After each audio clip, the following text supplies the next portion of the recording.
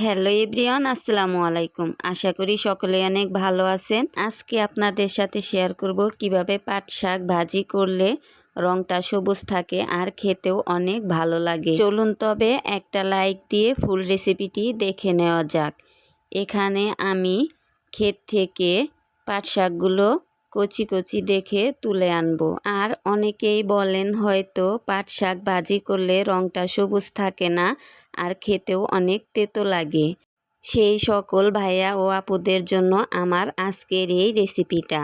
শাকগুলো আমি ক্ষেত থেকে তুলে এনে ধুয়ে পরিষ্কার করে নিয়েছি।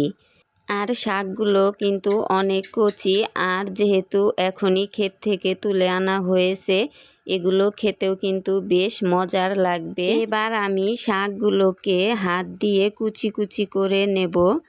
আর এই শাকগুলো ধোয়ার আগে কিন্তু কুচি কুচি করলে ধোয়ার সময় শাকগুলো অনেকটাই পড়ে যেত, তাই আমি এখানে ধুয়ে এই শাকগুলোকে কুচি করে নেব।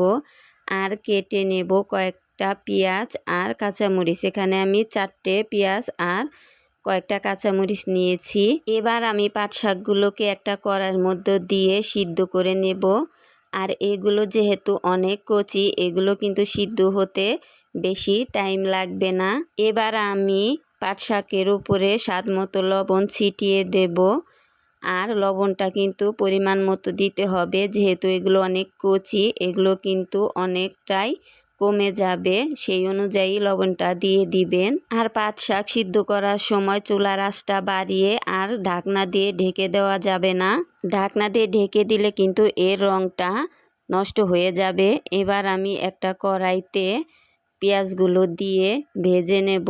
আর এখানে পাট শাকের মধ্যে পেঁয়াজের পরিমাণটা বেশি দিলে এটা তিতে লাগে না আর খেতেও অনেক ভালো লাগে। খুবই অল্প সময় অল্প উপকরণে রান্নাটা হলেও কিন্তু এই রান্নাটার স্বাদ আর গুণ অনেক। ভাতের সাথে পাট শাক ভাজি হলে তো আর কোনো কথাই নেই।